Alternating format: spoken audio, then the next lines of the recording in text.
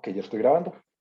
El for puede realizar algo muy similar al while, que es repetir una secuencia de instrucciones.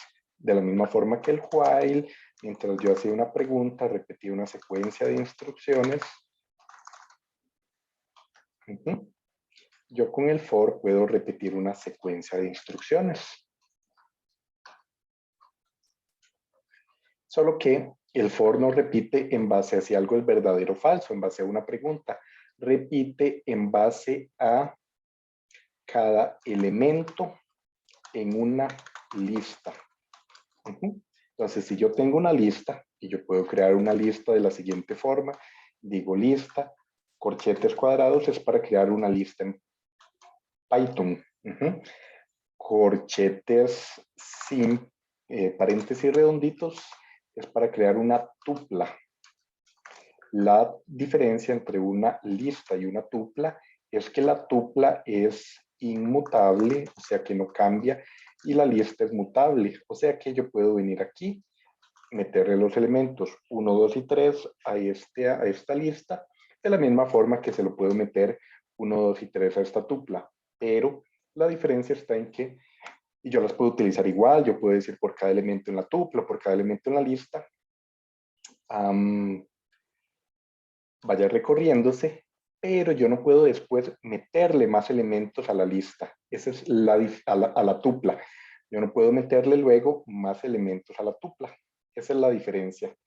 Entonces, por ejemplo, si yo quisiera recorrer por cada elemento en la lista e irlos imprimiendo, yo diría print por aquí y diría imprima el elemento. Quitamos esto, corremos un segundo para ver que cargue. Y vemos que imprimió el primer elemento que sacó de la lista. Lo puso en elem, lo imprimió. Tomó este, lo puso en el elem y lo imprimió. Tomó este, lo puso en el elem y lo imprimió. Eso es lo que hace en resumen el for. Entonces ya con eso puedo hacer cosillas más interesantes. Por ejemplo, podría generar una lista hecha con una función y no tener que, por ejemplo, si yo les pidiera de ejercicio, hagan esto, pero para los 100 números o para 100 números aleatorios, entonces aquí ustedes no van a empezar a hacer esta lista de forma manual, sino que la harían de forma automatizada. Entonces hagámosla. Vamos a hacer una lista, pero esa lista va a venir de un range, de una función rango que hay 3 opciones. Si solo toma un parámetro, entonces me va a crear 10 números del 0 al 9, 10 números. Si esa lista yo la quiero desde, por ejemplo, el 8 hasta el 15, yo puedo decir iníciala en 8 y termínela en 16. Uno menos del número que quiero es lo que me genera el rango. O sea, si digo aquí 16, me va a llegar hasta el 15. Y la tercera opción que tenemos con el range es decirle los brincos que quiero. Por ejemplo, yo lo puedo llegar hasta el 26, pero en brincos de 3. Entonces me va a ser el 8, el 11, 8 más 3, 11, 11 más 3, 14, 14 más 3, 17 y así sucesivamente hasta que no pase o no sea igual al 26. Por eso no sale el 26. Ok, un minuto para que lo puedan copiar y si tienen dudas me dicen. ¿Me podría repetir eso último del 26? Sí, correcto. Esto va a generar números del 8 al 26, pero nunca va a llegar al 26. Mira que 23 más 3 es 26. Está aquí, pero él no lo imprime porque el range nunca llega hasta el último de acá. Nunca llega hasta el 26 o nunca llega hasta el 16 o nunca llega hasta el 10. Entonces es inicio, fin, pero no incluye el fin y el brinco, ya sea positivo o negativo, en el cual quiero que se realice la secuencia de números. Es como el operador de secuencia en los 2 puntitos en R. Ok, sí, el último número, entonces ahí es como la secuencia con la que quiere, o el orden más o menos, la distancia entre los números. Exactamente. Puede ser hacia adelante o hacia atrás.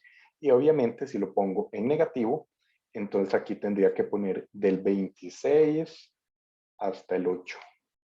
Y entonces lo hace más bien al revés. Y para Hazel, sí, mira la diferencia. Voy a explicarla en detalle.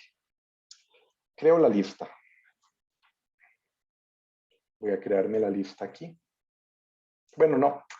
Les voy a dar un minuto para que lo copien, lo entiendan. Si tienen más dudas me dicen y ya resuelvo la duda que está en el chat para hacerlo con calma en otra pieza de código. Pero una consulta, no hay manera digamos, de que le devuelva a uno el vector sin necesidad de hacer un ciclo en la lista. Sí, esto era solo para ejemplos prácticos de entender el for, pero yo no ocupo hacer este for, simplemente uno dice print lista y ya lo imprime. Bueno, esto en realidad es un range, entonces sí, yo lo puedo ver como una lista, pero si fuera esta de aquí, me lo voy a imprimir así, es lo mismo en el fondo, pero lo puedo hacer así y me sale la lista, no ocupo hacer el for para imprimirla. Ok, perfecto, gracias. Uh-huh.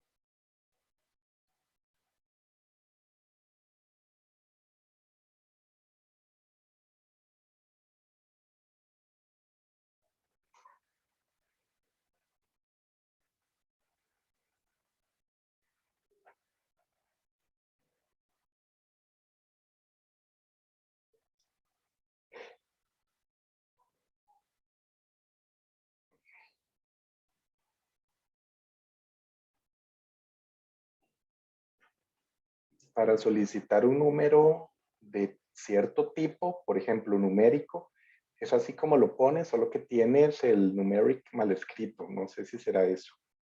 Pero sí, as numeric del readline.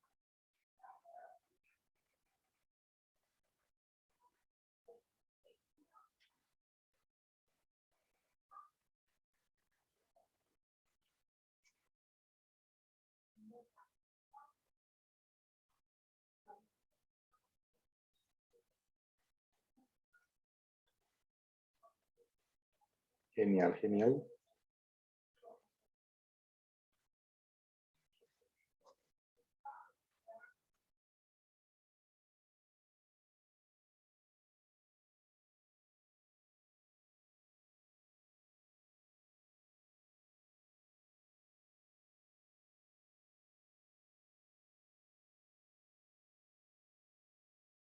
En Python se escribe casi igual.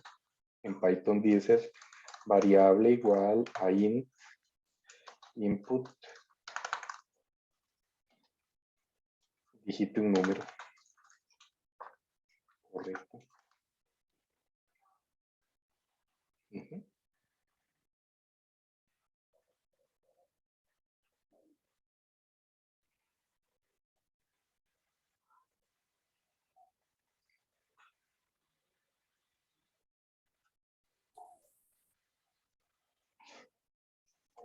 Profe, la pregunta, Dime.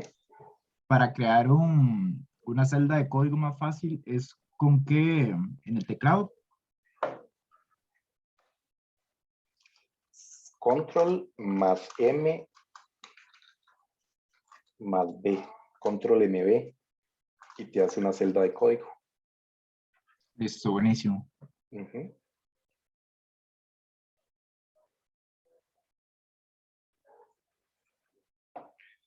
Ok, creo que vamos a hacer algo interesante. A ver si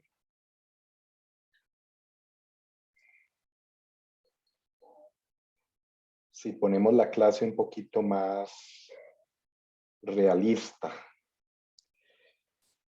más práctica, más ciencia de datos, con esto del for. Ok.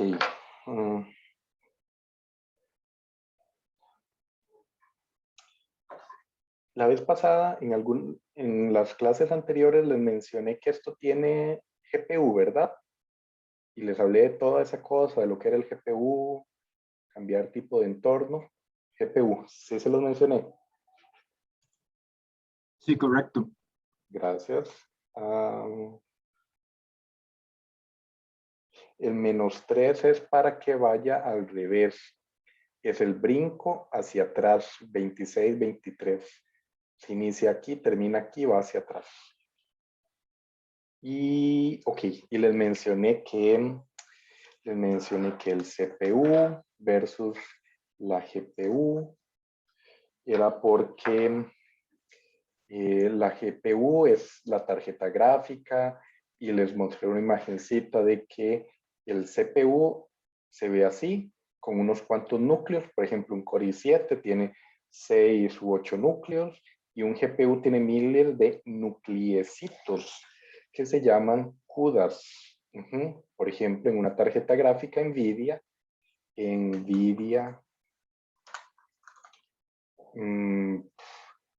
la RTX 3090, esa preciosura de ahí, tiene 10.000 CUDAs. Vamos a ver qué me dice. Tiene 10.752 núcleos de tarjeta gráfica. 10.752 CUDAs. Y tal vez como para pensar en una diferencia entre un CUDA y un CPU, es que una CPU es esto. Esto es un núcleo de la CPU y tiene 6. Y han visto las motos eléctricas, que hay mucho aquí. Y esta de aquí, y menos incluso, es como una bicicleta con bicicleta eléctrica. Y esto, tal vez esta de aquí, es un núcleo del CUDA de la GPU, para que entiendan la diferencia en términos de analogías. Súper básico, sí puede hacer sumas y restas, cosillas básicas, pero no con toda la potencia, rapidez y demás cosas que puede tener un procesador. Ahora bien, ciencia de datos es en la calle que yo pueda tener toda la información, por ejemplo, ustedes saben que salió el pasaporte biométrico. ¿Alguien sabía eso? Sí, profe. ¿Y qué es eso? Es un pasaporte que contiene un chip con todos los datos biométricos de las personas. Bueno, ¿Incluida qué individualmente. cosa? Algo súper interesante. Huellas y características faciales, como lo menciona el Excelente, artículo. excelente, gracias. Y eso significa lo siguiente. Si yo fuera Xi Jinping, yo diría algo así como, voy a poner cámaras en todas las avenidas, en todas las calles de mi país, y cada vez que alguien haga algo que yo no quiero,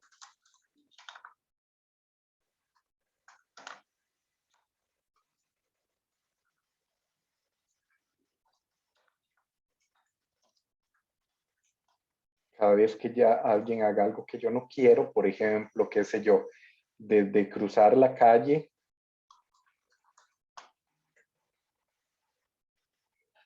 donde no tiene que cruzarla, yo voy a tener una cámara que le tome la foto. Si el semáforo está para esa persona que estaba cruzando en rojo y no podía cruzar, voy a identificar con la cara de esa persona con los datos biométricos que ya tengo, a quién es, y le voy a hacer un ticket por $50 por haber cruzado el semáforo o haber cruzado la calle donde no debía. Eso sucede, eso es una realidad. Entonces, ¿cómo lo hago? Imagínense la cantidad de datos y de procesamiento que se tiene que hacer, es mucha información. Y esos camiones que yo les había mostrado allí no son tan útiles. Mejor tener pequeñas bicicletitas, miles que hagan ese trabajito, esos CUDAs, de encontrar los patrones de la cara y de ver el modelo que yo tengo guardado en el Tribunal Supremo de Elecciones de la cara de la persona, buscar cuál es el patrón que más se parece y hacerle el ticket a esa persona. Y si no era, simplemente que reclame, no importa. ¿Cómo lo podemos hacer? O un ejemplo no tan volado como ese, pero hagamos un pequeño ejemplito para que ustedes vean la diferencia entre ese procesamiento o qué es lo extra que me da esa GPU en cuanto a procesamiento de datos. Ok, vamos a hacer el ejemplo más básico que podríamos tener, que puede ser como un promedio. Entonces voy a importarme NumPy, Numerical Python, simplemente para ahorrarme el tedio de tener que hacer un vector, un array de datos, un billón de datos, np.random.randint. Voy a hacerme un montón de datos entre 1 y 10 de cierto tamaño. Voy a hacer un tamaño va a ser igual a 1, 2, 3, 1, 2, 3, 1, 2, 3, un billón de datos, un billón en español, porque el billón no, este es un billón gringo. 1.000 millones son un billón gringo, 1 billion. Es diferente al billón en español. 1.000 millones gringos son un billón. Entonces, si corro esta cosa de aquí, me va a dar un error porque no tengo NumPy. Y si lo vuelvo a correr, va a empezar y me va a dar otro error porque no tengo TAM, porque me falta una coma. Y si lo vuelvo a correr, tal vez ya lo hice bien y ahí le va a dar y le va a dar. Y vean aquí la memoria de la RAM. Vean, 3 gigas subió la RAM y sigan viendo esa RAM. Ok, con ese billón de datos que está generando la computadora en este momento, vamos a hacer un programa que calcule el promedio de ese billón de datos. Ya sabemos cuál es el promedio. Simplemente tardó 22 segundos en hacer un billón de datos y consumió en memoria lo que ya tenía, más ese 825 gigas de RAM. Eso es todo lo que pesa esos datos en la memoria RAM de la compu, menos lo que ya tenía, el poquillo que ya tenía corriendo. Entonces, una función que calcule un promedio sencillo, voy a tomar ese array y voy a hacer una suma y voy a hacer un for in ese array de datos, el mismo for que ya acabamos de hacer, y voy a decir suma igual a suma más SI, lo que estábamos haciendo aquí, este for. Y luego simplemente tengo que retornar esa suma, pero la divido entre tam. Corro la función, la genero, vean que no tardo nada porque solo le estoy generando. Y ahora me voy a importar time. Time es una función que me permite trabajar con cosas de tiempo. Y voy a crear una variable que me tome el tiempo actual, time, tiempo punto punto, y llamo a la función que me calcula el promedio. Ni siquiera me interesa imprimir el resultado porque ustedes ya saben cuánto va el promedio, ¿verdad? Y calculo el tiempo. Pido, ok, compu, ¿cuál es el tiempo en este momento? Hago un montón de cosas y ahora calculo el tiempo en este momento. ¿Y qué tengo que hacer para saber cuánto tardó? Calcular la diferencia. Print en menos el tiempo de inicio. Y ahora sí, corro esa cosa de allí y será esperar no sé cuánto tiempo. Mientras tanto, sigamos. Voy a hacer otro ejemplo pero voy a utilizar la GPU. Aquí está utilizando solo el CPU, un core de esos que me está regalando Google. Entonces voy a hacer otro código, pero voy a hacerle algún cambio a esta función para que utilice los cores. En mi tiempo, uno tenía que hacer eso manualmente. Partir este montón de datos, este billón de datos en 1000 partes y luego hacer un for por cada una de esas 1000 partes, calcular el promedio y luego calcular el promedio de esos 1000 promedios, ¿verdad? ¿Se entiende eso? Lo parto en 1000 partes. Entonces tengo 1000 números, 1000 vectores de 1.000.000 de números. Calculo el promedio 1000 veces de 1.000.000 de números. Y luego calculo el promedio de esos 1000 números más y ya me va a dar el promedio final. Sí, no se perdieron. Eso era en mis tiempos. En mis tiempos uno dejaba en el laboratorio de compu un laboratorio de computadoras, dejaba un papelito en la computadora diciendo por favor no apagar, corriendo un modelo. Entonces significaba que no la apagaran, porque si la apagaban y el modelo iba a tardar 2 días corriendo, se echaba a perder todo el trabajo. Eso sucedía en mis tiempos. Ahora ustedes dejan corriendo un Colab el tiempo que quieran, o alquilan un servidor en la nube, pagan $5 o piden uno académico y lo pueden hacer. Y también teníamos que hacer eso que les mencionaba, y esa cosa sigue corriendo, ya va por 2 minutos, de partir esos datos en 1000 y hacer un montón de cosas más, pero no es necesario, ya cada vez se va avanzando un poco más las cosas y ya existen librerías que pueden hacer eso de forma automatizada. Una de esas librerías se llama Numba y lo que voy a importar es algo que se llama JIT, que es Just in Time Compilation, Just in Time. Y lo que voy a hacer es agregarle una etiqueta, un tag, a esa función para decir, un tag, esa etiqueta, para decir que utilice esa cosa de JIT. Y entonces para la forma de agregar etiquetas es poner un arroba, JIT, y aquí va un parámetro que no tiene mucha importancia para efectos prácticos en este momento, que es non-Python equals true. Y ya, eso es todo lo que tengo que hacer. Corro esto, bueno, todavía no lo puedo correr, eso sigue calculando el promedio. Esperemos que no se caiga. No sé, ¿cuánto creen que tarde? ¿Estará antes de la clase? ¿Del final de la clase? Ya va por 3 minutos.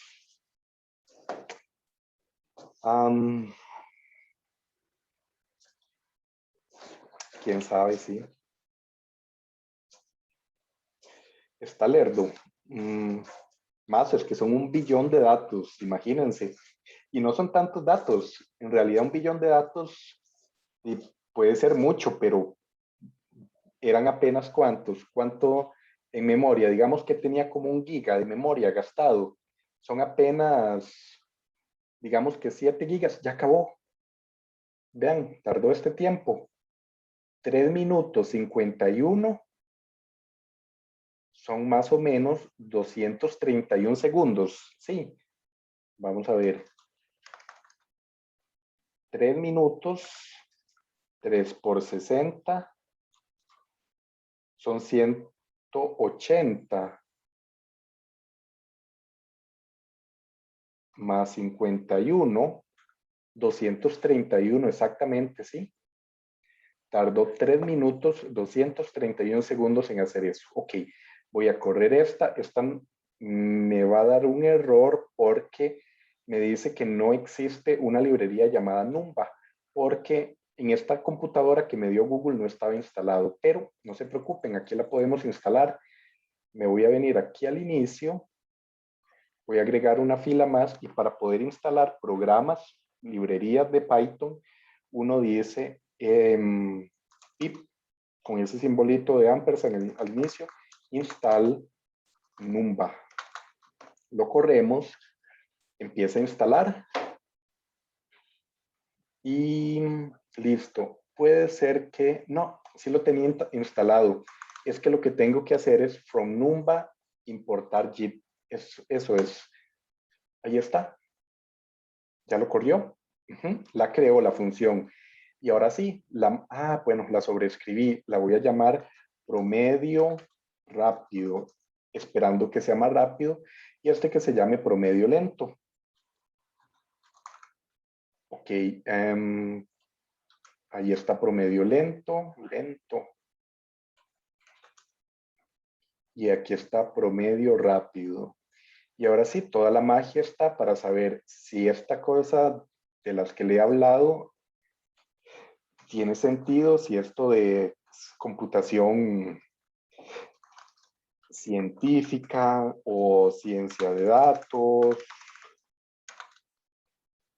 o concurrencia, ciencia de datos o concurrencia, que es hacer muchas cosas a la vez, todos esos términos, incluso data mining, para ir a recoger todo ese montón de datos y guardarlos en la BD y luego leerlos, tiene sentido. Entonces, no sé, hagan sus apuestas. ¿Cuánto creen que tarde eso de ahí?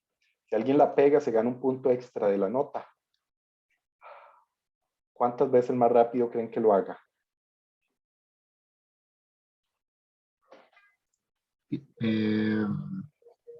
Alguien dice que lo hace en minuto y medio, Marco, que lo hace el doble de rápido que este de aquí. Sería genial que yo pueda duplicar o hacer algo en menos tiempo. Cristel dice que lo hace en 3 minutos, que nos ganamos. Alguien dice que minuto 15. Ok, ¿quién más? Inmediato, ¿Quién más? profe. 50 segundos, José. Ok, ustedes lo ponen en el chat. El que lo pega le doy ese punto extra. Inmediato, profe. Bueno, no hay nada inmediato. Tiene que decir un número, Bueno, un minutos. segundo. Apúntalo apúntenlo ahí, en el chat. Ya casi le doy correr y si no lo han apuntado, se pierden la oportunidad de pegar el punto extra. Y piensen. Ok, después de Ricardo, listo, vamos a correr esto.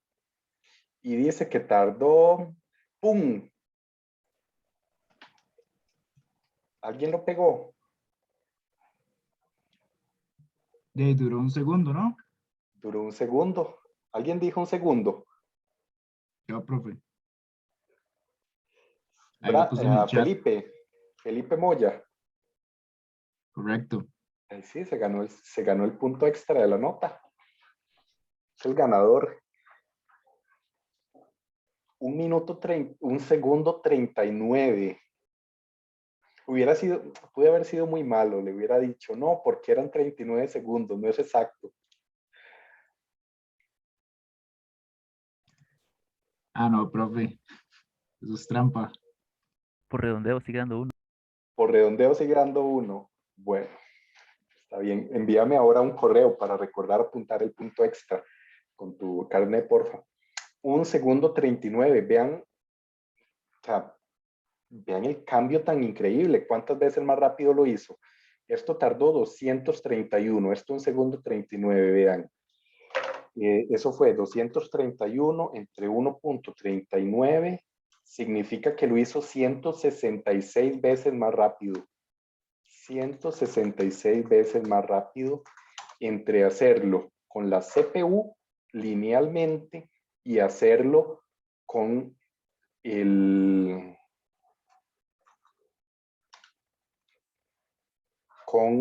la GPU. No todas las cosas son paralelizables.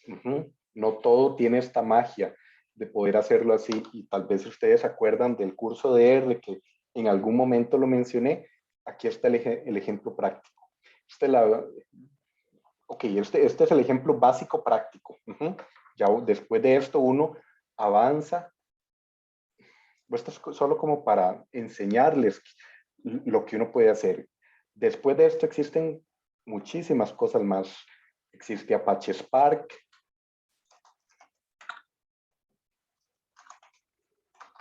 Que precisamente es para o hay todo un ecosistema, vean ahí, todo un montón de cosas, de tecnologías que van relacionadas a todo esto de ciencia de datos. Yo tengo la información guardada en una base de datos, Postgres la puedo tener ahí en mi tera de información, pero eso lo tengo que leer y lo tengo que tener, por ejemplo, en un servidor con Hadoop para cargar eso ya sea a disco y hacer el procesamiento en disco, o incluso lo puedo tener en memoria, como lo tengo acá, irlo trabajando en memoria. Pero ¿qué pasa si no eran 8 gigas de RAM? 8 gigas de RAM, lo que me va a consumir, porque el día de mañana, cuando ustedes vayan a trabajar y ojalá logren entrar a Microsoft, a Intel, a IBM, a empresas que les paguen sus 5K, sus 10K mensuales en dólares, ustedes van a trabajar con miles de gigas de datos y no van a poder tenerlos en la memoria RAM. A menos que, y depende, ustedes pueden tener un servidor con 700 gigas de RAM. No es tan caro, tampoco. Y 700 gigas de RAM a ustedes les puede parecer increíble, pero tampoco. Es perfectamente factible. Entonces yo puedo tener todo mi modelo de 700 gigas ahí trabajándolo en la nube o en mi servidor, en mi PowerEdge. Ahí. Y hay más cosillas, por ahí ven, con las que uno puede ir trabajando y puede hacer estos análisis. Y eso es ciencia de datos, eso es data mining, parte de. Y eso es, y por esa es la razón que yo les tengo que explicar cómo utilizar un for, porque en algún punto, cuando se hagan científicos de datos, ustedes van a tener que hacer su propio forcito y hacer ahí, dentro de esto, que podía ser tan básico como una suma, hacer algo más complejo, que podía ser detectar patrones, etcétera, etcétera. Ok, no sé si hay alguna duda general de esa parte. Yo les comparto el código ahora para que lo tengan y puedan jugar con él luego. Profe, entonces ese arroba JIT, no Python, igual true, eso no es necesario meterlo ahí, eso no sirve. No, y las dos opciones son false o true. Y lo que tiene de pequeña diferencia, vamos a ver si afecta el rendimiento. Vean, incluso con el no Python equal false, vean que lo hizo aún más rápido.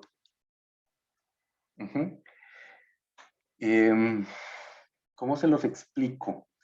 Aquí, si ustedes meten puro código Python sin objetos, que es algo que ustedes creo que aún no saben, si aquí no meten objetos y solo trabajan con datos básicos son números float, acuérdense de los float, que son como 1.15 o in float, no floor, float in como 5 o datos básicos. Entonces, están utilizando solo código Python básico. Si es no Python, digamos que ustedes pueden meter ahí un objeto persona, pero va a ser mucho más lento, digámoslo así. Más o menos va por ahí. Y eso es, en resumen. Ok, profe, entonces eso, digamos, uno lo puede utilizar o no lo puede utilizar, está ahí como predeterminado o solamente poniéndolo en el código que funciona. Sí, está como predeterminado, si no me equivoco.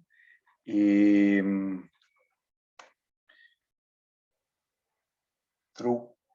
No Python equals true. Está como predeterminado. Por ahí tenía uno interesante que había hecho alguna vez. Déjenme buscarles. ¿Conocen el...? Denme un segundo.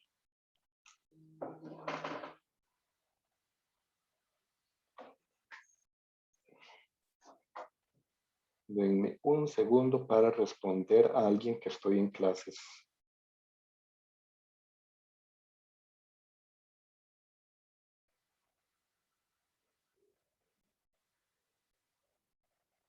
Ah, no puedo responderle que estoy en clase. Denme un segundo, es el director.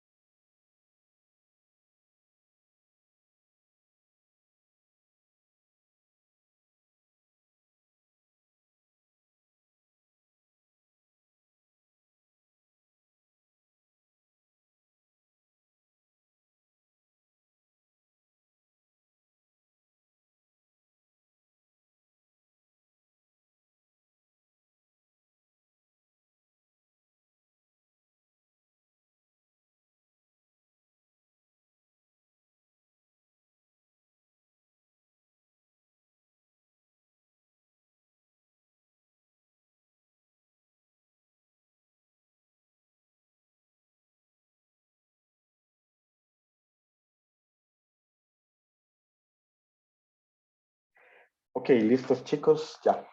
¿En qué estaba? ¿Qué les estaba diciendo? Que iba a conseguir un ejemplo de algo que usted tenía. Ah, sí, gracias. ¿Saben qué son los fractales? ¿Alguna vez han visto uno? Sí, profe. Sí, conocen el de Mandelbrot, que fue como el primero. Sí, era uno que tenía que ver con que ellos habían encontrado una constante dentro de los fractales. No me equivoco, con esto hicieron cosas interesantes como llevar el corazón de un conejo a la normalidad después de un paro cardíaco. Ese es el de Mandelbrot. Es de un señor que trabajaba en la IBM, el que encontró ese. Y es como de los primeros. Yo lo había hecho, si no me equivoco, y precisamente había utilizado,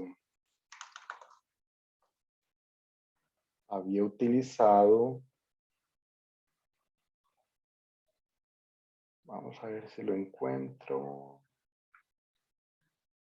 Aquí está. Este era. No lo voy a volver a correr porque bueno, voy a volver a correr a ver qué. No me acuerdo cuánto tardaba. Es este de aquí, también se los voy a compartir.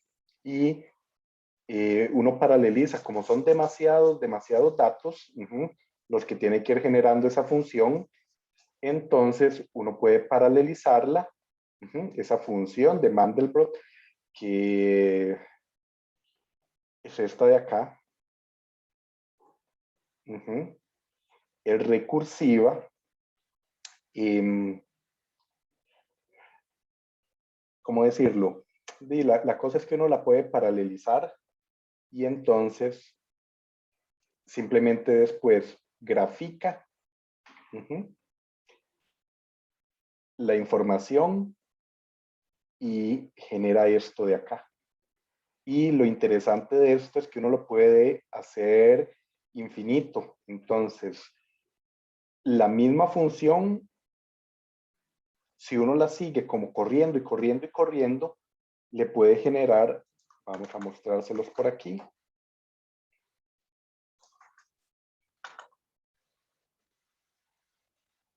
Profe, una pregunta. Ujú. Esa librería Numba, ¿qué es lo que incluye? Voy, véanlo aquí.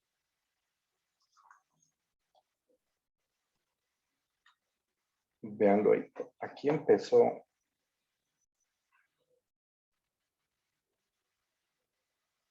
Véanlo ahí. Esa fue la que yo generé.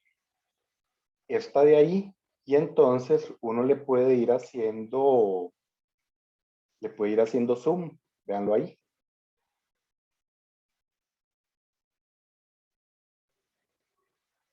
Y vean que sigue, y sigue, y sigue. Y cuando uno se mete en una de estas, vean la función, veanla ahí, el mismo dibujito que teníamos antes. Veanlo aquí. Y sigue, y sigue, y sigue, y sigue, y sigue. Y es infinito.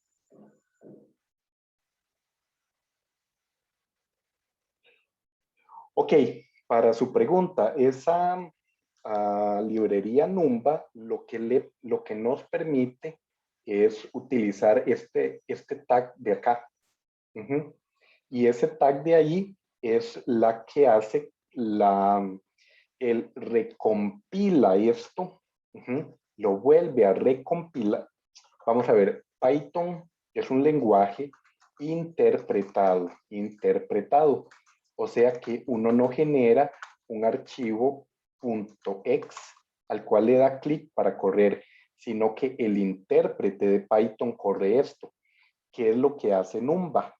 Numba lo que hace es que con ese tag que podemos poner ahí, él, dentro de las cosas que tiene, la más importante es esa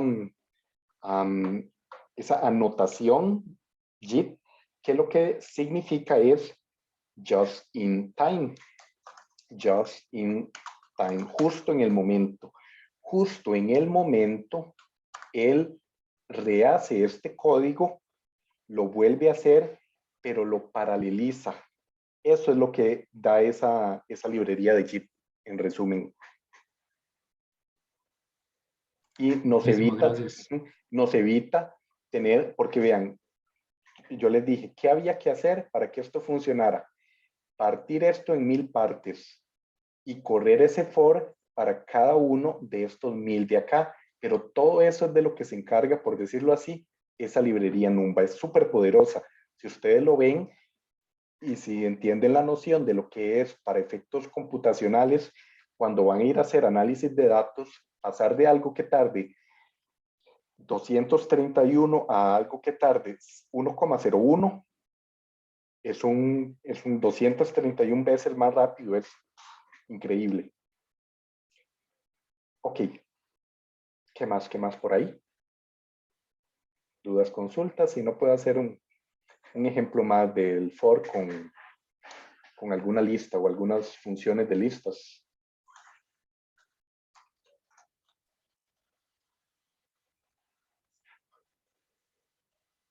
Ok, ahí sigue, ven.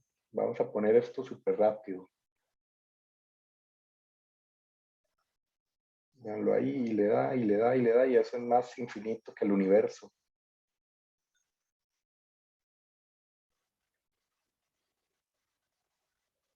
Ok, ver mucho eso, María. Funciones de listas. Las listas en Python, estas de aquí, tienen funciones que uno puede utilizar. Entonces, si yo creo mi lista igual a 1, 2, 4, 6, 8, yo puedo tener funciones, por ejemplo, como para poner uno más, un elemento al final. Entonces yo puedo decir algo como, le voy a cambiar de nombre porque esa es una palabra del lenguaje, list, que precisamente crea una lista. Le voy a poner solo lista en español. Entonces yo puedo decir que lista, ahí me imprime eso. lista.append, entonces 10 lo que hace es que me permite meter un número al final de la lista. Eso es todo. Lista.append. ¿Qué más funciones puedo tener? Por ejemplo, pegar dos listas. Podría pegar una lista con otra. Podría decir lista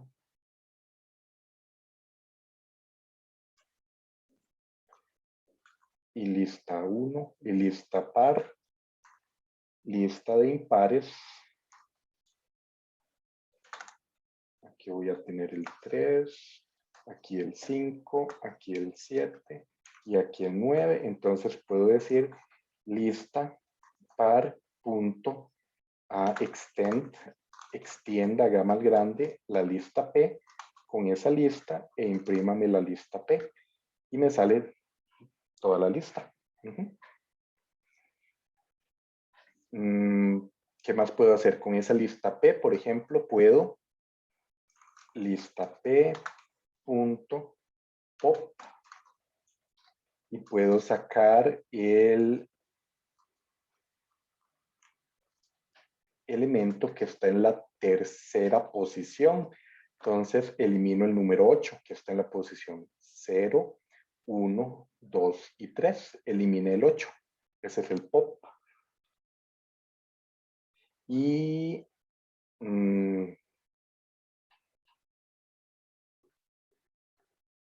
¿qué puedo más hacer? Ordenar.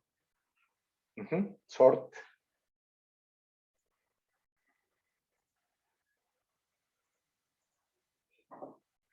Lista P.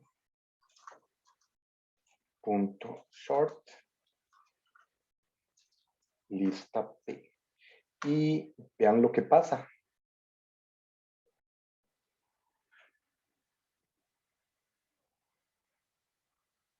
Me lo ordena.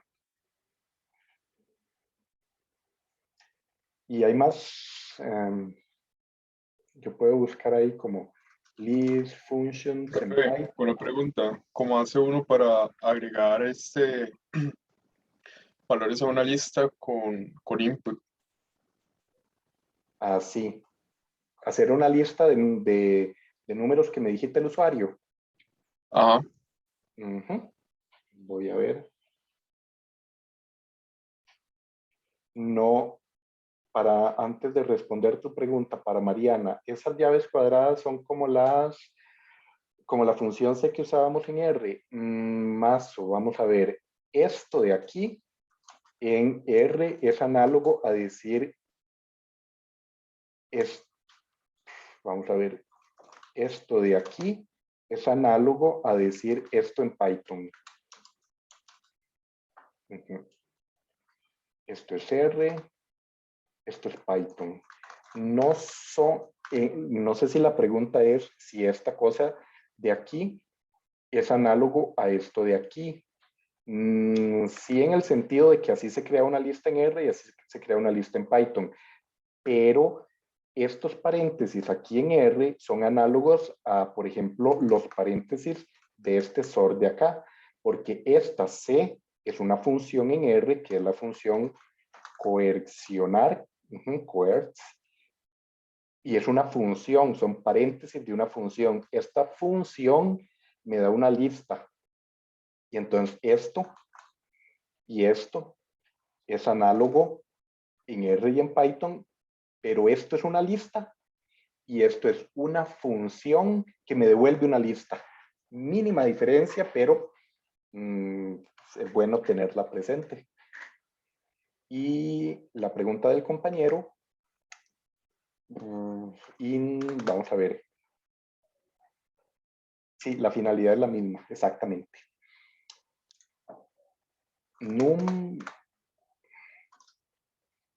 ¿Cuántos números quiere? Input. ¿Cuántos números quiere con tilde? Pero a mí me da pereza tildar cuando programo. For i in range de num. me hago la lista vacía y digo lista.append int digite el número y aquí imprimo la lista. Si corro esto, ¿cuántos números quiero? 5. ¿En qué me equivoqué? ¿En qué me faltó el input?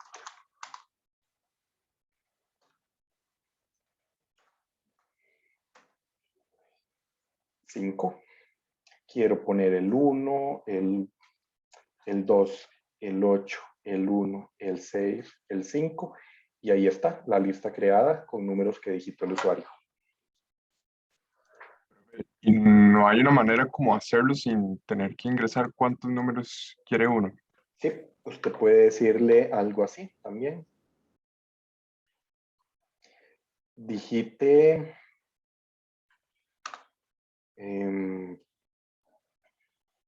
while num, digamos, si usted quiere meter solo números positivos, entonces usted puede decir,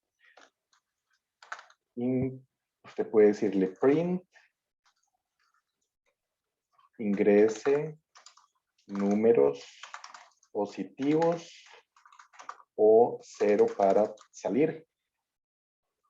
Num igual a 1 y lista.append digite el número e imprimo la lista. Corro esto y vean, digito 4, 2, 8, 7, 1, 1, 1, 1, 10, 0 o negativo para salir.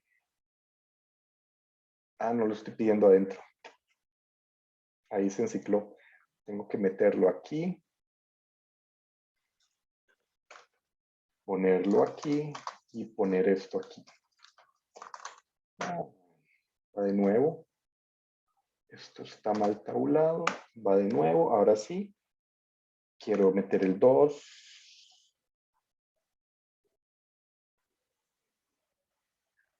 Voy de nuevo porque me equivoqué.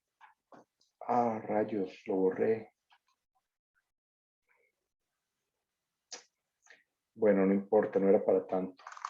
Num igual a 1. Mientras num sea mayor que 0. Lista.append.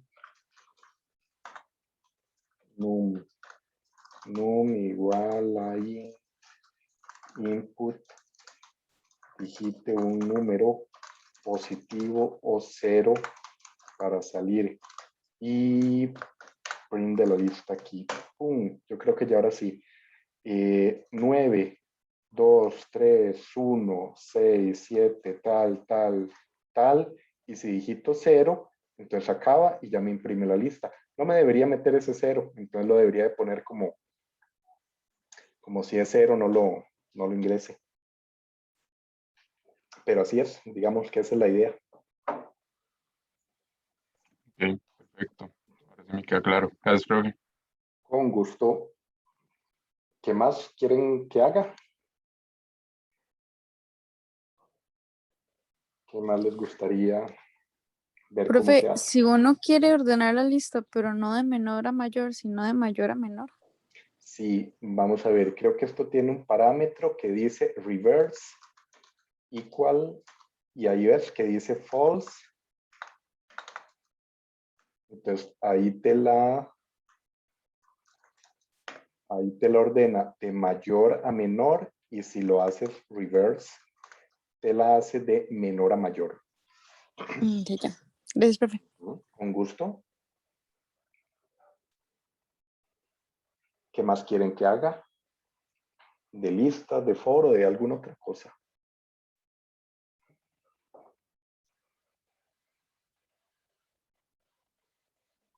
Profe, Ujú. lo de la tupla y la lista. Ujú. Que lo explique un poquito más en detalle. Sí, por favor. Sí, claro. Mira, la lista ya la vimos, ¿verdad? ¿Se entiende bien? Sí, profe. Vean la tupla. Es exactamente igual, pero súper simple. todo lo que puedo hacer con una tupla lo puedo hacer con una lista, digámoslo así. Bueno, no todo lo que puedo hacer con una tupla lo puedo hacer con una lista. Yo puedo trabajar aquí con una lista, con el for y sacar números, etcétera, como una lista, pero no puedo modificarla en ningún sentido. O sea, no puedo decirle append un 4. Me va a decir error. La tupla no se le puede meter ningún número. Esa es toda la diferencia. No le puedo eliminar números. La creé con 1, 2, 3 y así se va a quedar hasta que el programa acabe. Esa es la diferencia. Y bueno, algo que tal vez no hemos visto es que la lista, esta lista P, yo puedo sacar los numeritos de la lista diciendo lista en la posición 1, en la posición 0 que tengo, un 9, porque la había ordenado. En la posición 1 que tengo el 7 de aquí. ¿Ven? En la posición -1 que tengo, un 1. ¿Por qué? Porque esta es la 0, -1 hacia atrás es este 1 de aquí, -2 es este 2 de acá, bueno, ahí va en orden, va a ir así en orden hacia atrás. O sea, puedo ir hacia adelante, 0, 1, 2, 3, o hacia atrás, -1, -2, -3 en las posiciones, como en R. ¿Qué más? ¿Qué más quieren que haga?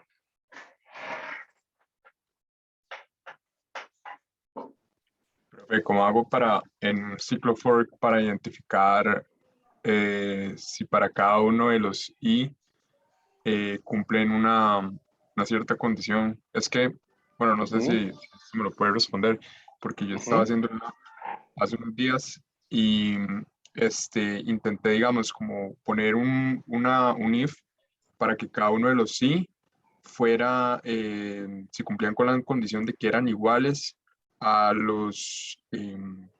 a cada uno de los elementos de la lista, utilizando, digamos, como los dos brackets, como para que él recorra por cada uno e identificar si son iguales. O sea, no sé si me estoy dando a entender, pero... Sí, creo que lo entiendo. Sería algo así, como tengo esta lista P, ¿verdad? Usted quiere que en un for, si yo tengo un número como el 15, detectar si este 15 está en esta lista de aquí. Sería algo así. Correcto. Sí. Simple.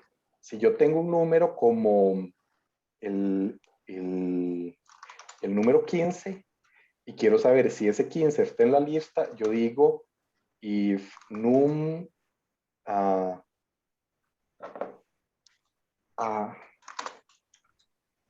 if en la lista P, es if, ya no me acuerdo. Se me están enredando los lenguajes. Está.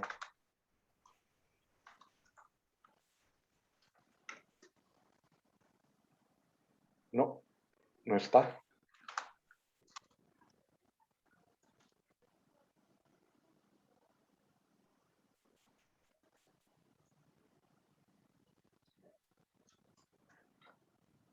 No está. El 1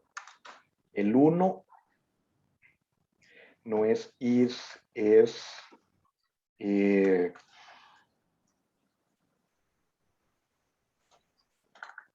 déjenme y se los busco. Tengo que googlear porque se me olvidó.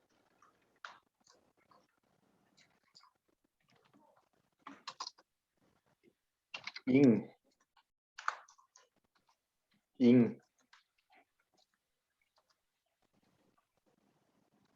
¿Está? No está. Así. Entonces, usted quiere chequear si los elementos de una lista están en el otro. O sea, esta es la lista P y aparte usted más bien tiene, digamos que otra lista. Hagámoslo más complicado aún. Usted quiere ver si el 1, el 15, el 2 y el 23 están o no están en esta lista de acá. Ver cuáles elementos de esta lista están acá. Entonces sería for i i in lista P, no, for i en la otra lista, if para cada elemento que esté en esta otra lista, quiero chequear si ese elemento está en la lista P. Entonces aquí yo puedo decir el está o el elemento no está. Y entonces ahí me está diciendo 1 está, 15 no está, 2 está, 23 no está. Bien. Perfecto. Con gusto. Ok, vamos a compartirles esto por ahí en el chat. Igual lo voy a subir a mediación. ¿Más ejercicios que quieren que haga? ¿Algo que se les ocurra?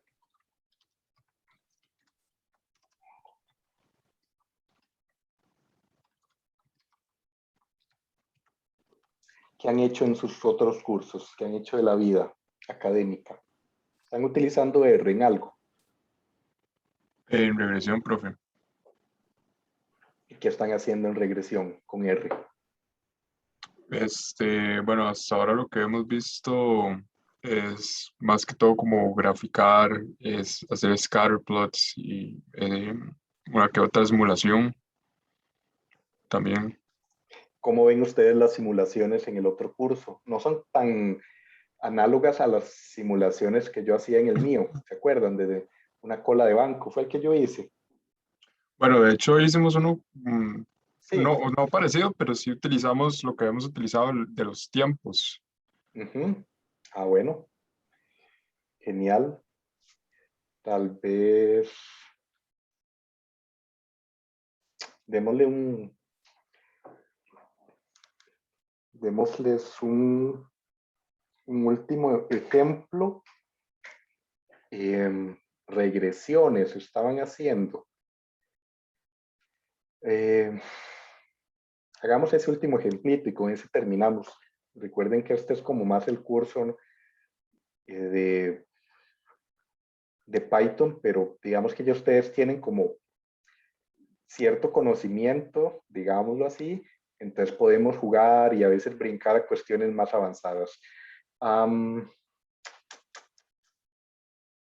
¿Qué puedo utilizar? Ocupo import matplot lib.pyplot as plt.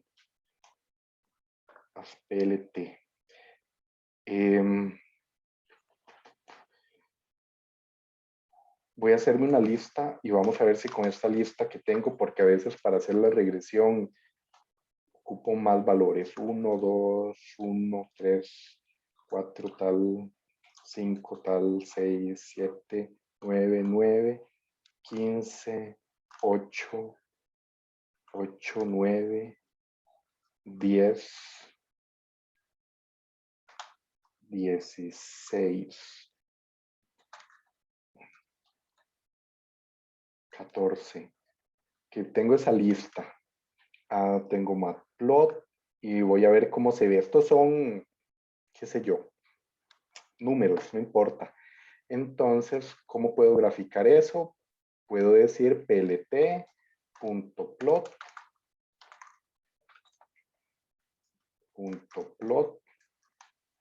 esa lista. Ajá, y la puedo decir en puntitos rojos. ¿Ven? Importo esa librería de graficación. Y tengo esos puntitos rojos y lo quiero obviamente hacer una línea que pase más o menos por esos puntitos. Eso es una regresión, ¿verdad? Que pase por el, sí, Como por el medio. Uno básico. Un minuto para que lo puedan copiar y lo sigan conmigo.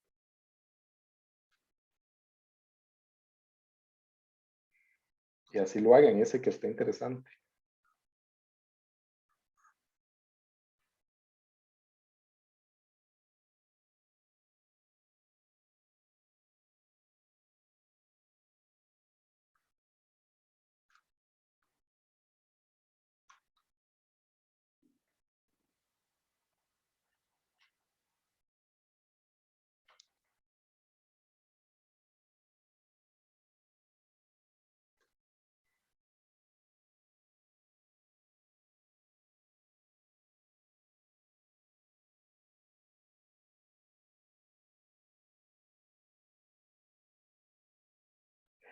Ok, entonces lo que yo ocupo hacer es una línea.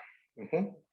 Y eso se puede hacer de diversas formas. Lo podría hacer con un polinomio de grado 1, o sea, un mx más b, tal que el m sea la pendiente aquí, ¿verdad? Así es como funciona. El m tiene que ser esa pendiente y el b el corrimiento que voy a tener.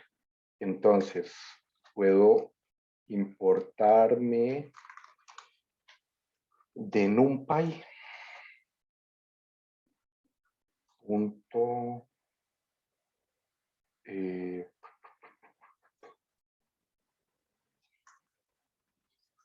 polinomial,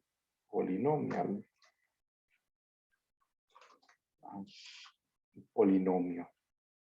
Y eso tiene una función, poli tiene una función que me permite, que me da los coeficientes de esa función mx más b, o sea, me da el b y me da el m. Entonces, esos coeficientes yo los puedo generar con la función polyfit.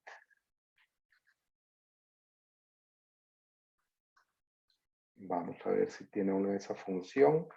Porque a Profe, es que veces... creo que arriba donde importó le escribió 2 veces polinomio. No, es No dos sé si veces está bien. polinomial, sí. Ah, ok. Ok, puede ser que no la haya importado. Vamos a ver. Si yo importo esto, ya importó, y no sé si me sale polyfit. A veces es que cambió. A ver, ya ahí está polyfit. Era la que buscaba. Y lo que ocupo es generar esos coeficientes. Este es un y. Estas son las alturas. El y, las alturas de los puntitos. Abajo que están, ¿cuántos puntos tengo? 17 parece, dice ahí, 17 puntitos. Entonces tengo que hacer un rango de 0 a 17 para el X, para el eje X. Entonces tengo por aquí que esto es y el X va a ser un range de la longitud de esa lista Y. Entonces vean lo que va a quedar es un rango de 0 a 18, o sea, 0, 1, 2, 3, 17. Y ya con eso puedo calcular un polinomio, bueno, los coeficientes del polinomio de grado 1. Me faltó la coma, quiero imprimir esos coeficientes. Entonces, los coeficientes de esa función lineal que aproxima esos datos son el b 0,11 y el m 0,78. Esos son los coeficientes, pero ahora ocupo hacer la función, la función con esos coeficientes. Entonces, la función f va a ser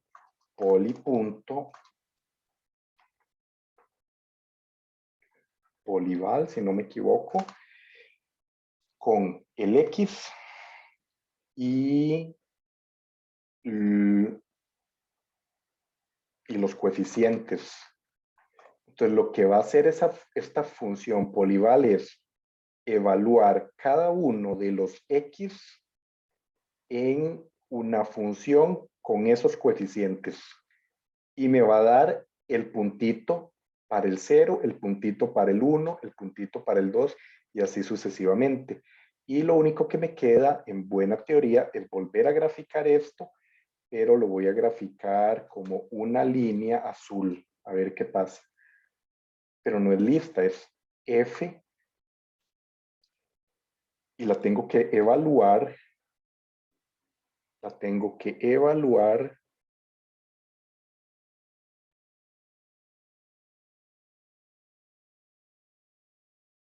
sí, la tengo que evaluar con X. No.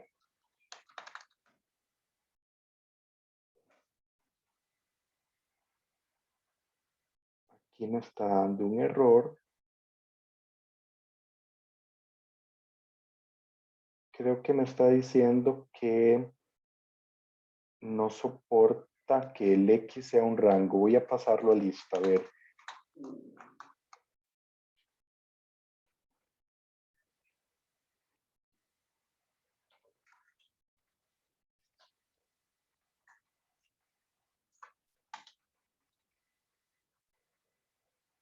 Ahí está.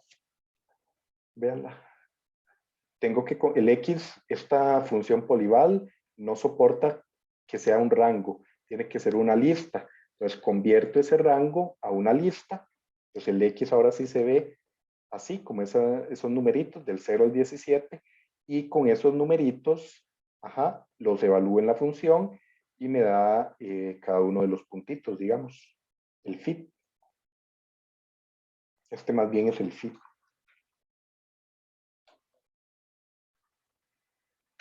¿Ven? Algo así era lo que hacían en el curso, pero más avanzado, supongo. Sí, profe, algo así. Genial, ok. Y si ustedes la quieren de más grados, si sus datos no son así, sino que son tal vez como así, esta es una función cuadrática, una parte de la función cuadrática. Podría ser una de grado 3 o una de grado 5. Ven, ustedes ahí van aproximando con un polinomio.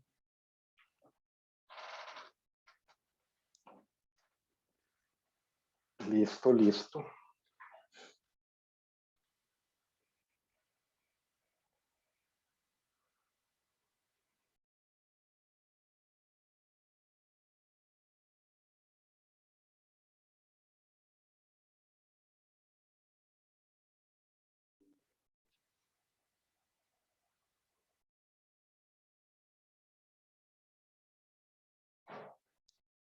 ¿Dudas, consultas de ese?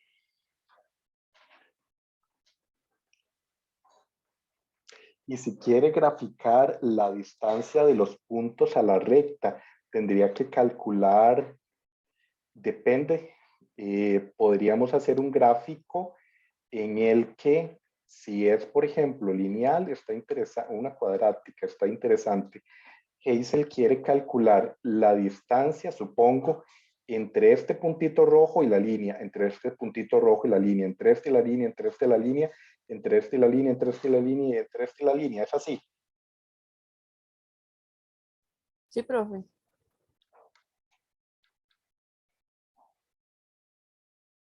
Se los dejo de tarea. Piénsenlo. Ya debe tener, vamos a ver, uno puede que solo salgan aquí. Después podemos hacer mezclar dos gráficos en uno para que salgan como un grafiquito de barras abajo la distancia. Pero vean qué sencillo. Ya ustedes tienen fit. Ya ustedes tienen aquí fit. Esto es fit. Para este 1 de aquí, para este 0, este es el valor que le corresponde de la correlación o de la línea azul. Para el 2, 1.37. Para el 3, 1.92. Y así. Ahí están.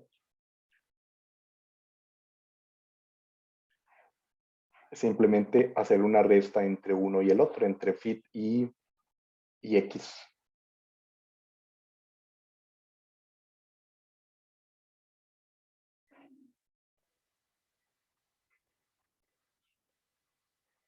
Sí, se entiende, ¿verdad?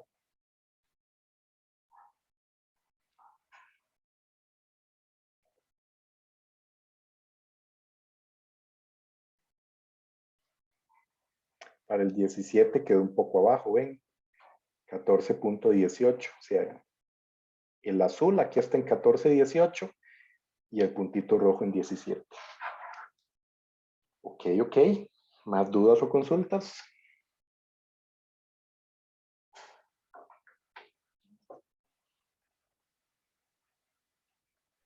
No, profe, todo bien por mi parte. Genial. Bueno, chicos, ahí les quedó el enlace en el...